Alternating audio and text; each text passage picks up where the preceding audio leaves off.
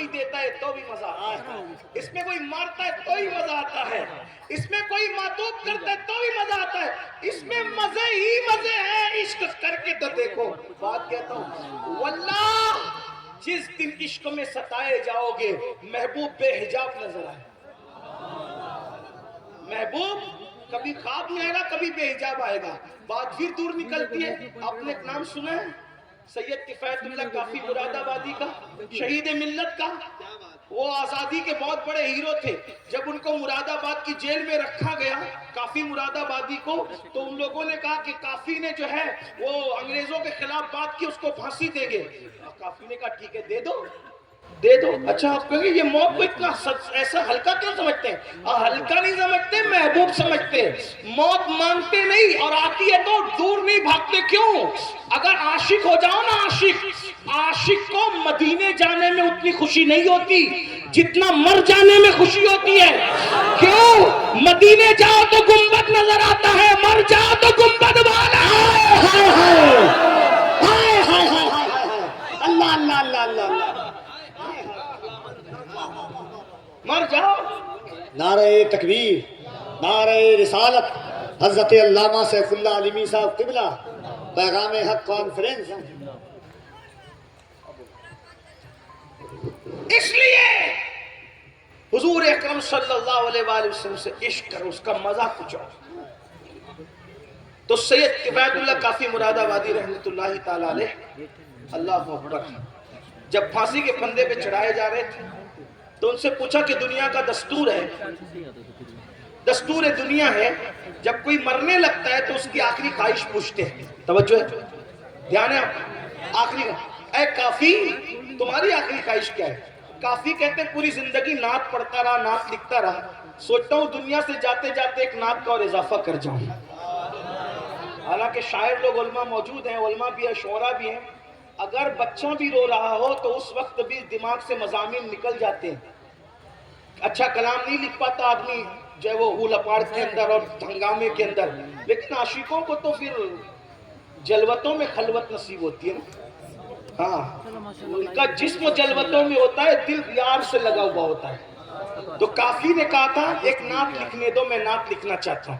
اور شہید ملت کافی مراد آبادی نے بڑا خوبصورت کلام لکھا جو آج کل بہت پڑھا جاتا ہے، کوئی گل باقی رہے گا نہ چمن رہ جائے گا، پر رسول اللہ کا دین حسن رہ جائے گا، اطلس و کم خواب کی پوشاک پہ نازا نہ ہو، اس تن بے جان پر خاکی کفن رہ جائے گا، ہم سفیر و باغ میں ہے کوئی دم کا چہچہاں، بلبلیں اڑ جائے گی سونا چمن رہ جائے گا، جو پڑے گا صاحب لولاک کے اوپر درود آگ سے محفوظ اس کا تن بدن رہ جائے گا، اور نام شاہان جہاں مٹ جائیں گے لیکن یہاں، نام شاہان جہاں مٹ جائیں گے لیکن یہاں، نام شاہان جہاں مٹ جائیں گے لیکن یہاں، حشر تک نام و نشانے پنجتن رہ جائے گا، حشر تک نام و نشانے پنجتن رہ جائے گا، اور سب فنا ہو جائیں گے کافی وہ لیکن حشر تک نعت حضرت کا زبانوں پر سخن رہ جائے گا۔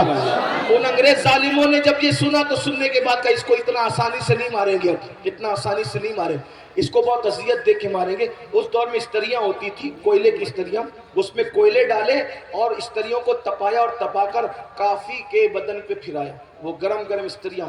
جیسی کافی مراد آبادی کے بدن پہ استریاں پھری ہے، آنکھ میں آنسو ہے اور کہا اغثنی یا رسول اللہ، حضور کو پکارا مدد، واللہ وہ سن لیں گے، سنا پکارا اغثنی یا رسول اللہ، ادھر اغثنی یا رسول اللہ کہہ کے آنکھ میں آنسو آئے، ادھر رسول اللہ کا جلوہ نظر آیا، تو کافی نے روتے ہوئے کہا یا رسول اللہ میں نے بہت دیر کر دی، اگر مجھے پہلے پتا ہوتا کہ اس طرح کا دکھ جھیلنے پر آپ نظر آتے ہیں تو یہ استریاں میں بہت پہلے پھروا چکا ہوں۔ یہ عشق ہے، اس لیے اپنی اولاد کو عشق رسول سکھاؤ۔ دوسری بات آقا نے فرمایا اپنی اولاد کو عشق اہل بیت سکھاؤ، اور عشق اہل بیت بھی احترام صحابہ کے ساتھ۔ یہ میں آپ کے سامنے موجودہ دور کے حالات کو دیکھ کر کے ایڈ کر رہا ہوں، احترام صحابہ کے ساتھ عشق اہل بیت سکھاؤ۔ اور تیسری بات اپنے بچوں کو قرآن کی تعلیم دو۔ اگر یہ تین باتیں آپ نے اپنے بچوں کو سکھا دی آپ کا بچہ انشاءاللہ نہیں بگڑے گا۔ لیکن اتنا بڑا مجمع بیٹھا ہے، اس میں 80% لوگ ہوں گے اللہ ماشاءاللہ کہ انہیں قرآن دیکھ کر بھی پڑھنا نہیں آتا ہوگا۔ سوچو ہمارے بزرگوں نے، صوفیہ نے کہا جو कुरान पढ़ना नहीं सीखेगा, जब क़यामत के दिन वो उठेगा तो अंधा उठेगा। कम से कम खुद भी कुरान सीखो, अपने बच्चों को भी कुरान सिखाओ। बहनों से कहता हूँ वो भी कुरान सीखे, अपने बच्चों को कुरान सिखाएं। 3 बातें, इश्क़ रसूल, इश्क़ अहलुल बैत और कुरान मुक़द्दस की तालीम। और साथ ही साथ मेरी गुजारिश है, दीनी तालीम के साथ अपने बच्चों को दुनियावी तालीम भी सिखाओ।